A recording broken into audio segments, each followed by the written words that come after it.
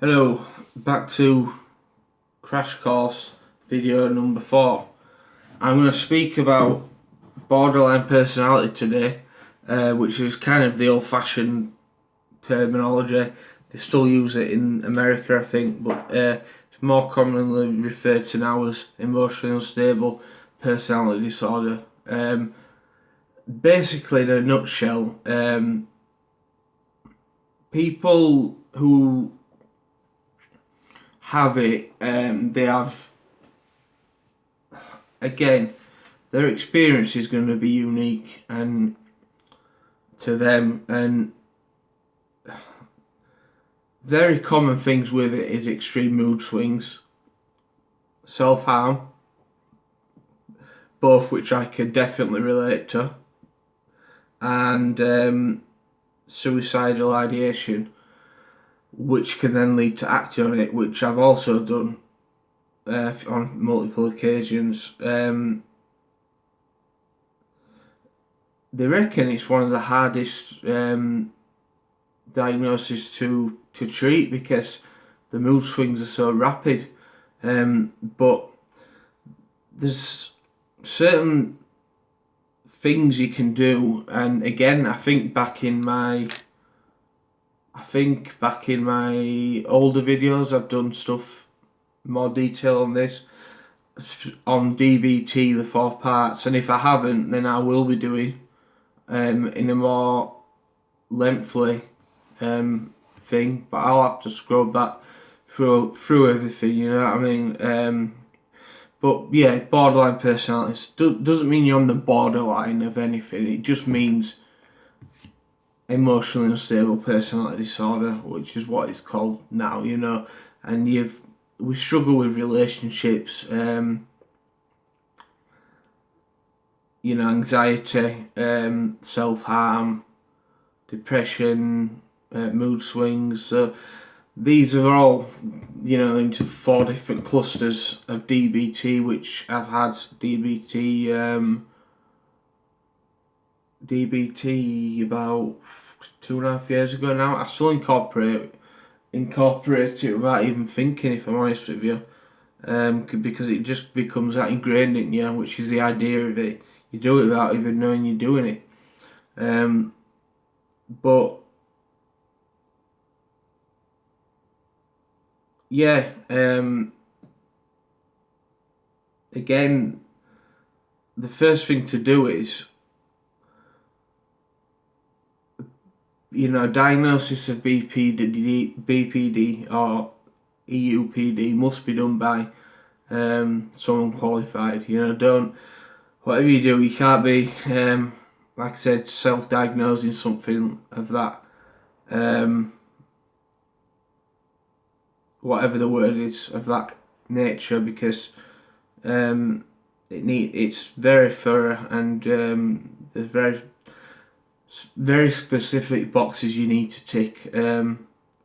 I personally find the mood swings the hardest, because it's like 1 hour you feel like you've got everything together, and the next hour you just feel like you've got absolutely nothing together, and it's really, really difficult because you just don't know what's coming. I think living with that unpredictability is a big one, and I think accepting it is a first step, and then looking at ways you can try and help reduce it. Like distress tolerance is one of the topics, interpersonal effectiveness, mindfulness, interpersonal mindfulness, distress tolerance. The other one will jump out on me as soon as I finish this video. And you can apply, like I say, I will be giving you a good rundown of each specific section, and it might help, it might not. But yeah, that's EUPD in a nutshell. There's kind of 9 things you need to. There's 9 traits, and if you think if you come into, I don't know, it's 4 or 5 or something like that, you've got it. You know, I believe I've got 8, but the doctor don't reckon I've got as many. But you know, it's funny because I know my own body better than a psychiatrist. But anyway, that's an argument for a different day, really. So yeah, if you feel you might be suffering with BPD or EUPD, go to your GP, express your concerns, and they'll be able to refer you to the correct people. And if it does turn out you have it, doing DBT therapy, even if it's not by a therapist, even if it's, you know, getting a book on it, I think it will stand you in extremely good stead.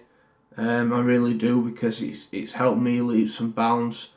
Obviously it hasn't eradicated all my problems, because, you know, I'm just within a small space of time had, I think, 2-3 operations for extreme self-harm. So yeah, it's one of them. It's not gonna go overnight. It's not gonna, you're not gonna be able to predict how you're gonna feel within yourself in an hour's time.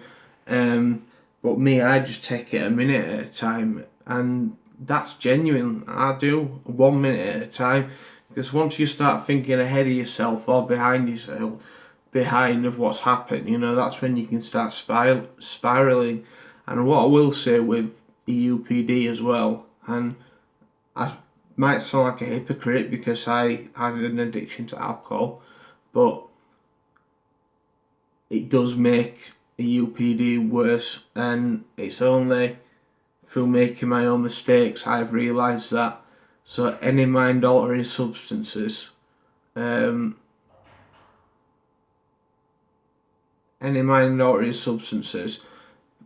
would strongly advise to stay away from, because 1, they intervene with your medication, 2, they can lower all your inhibitions, 3, they can just give you personality transplants. So that's what it used to do to me, and 4, yeah, for the first 3.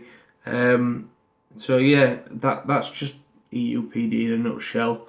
And like I said, I'll be putting some more in-depth stuff up once I've got all the little crash course videos I need to out of the way.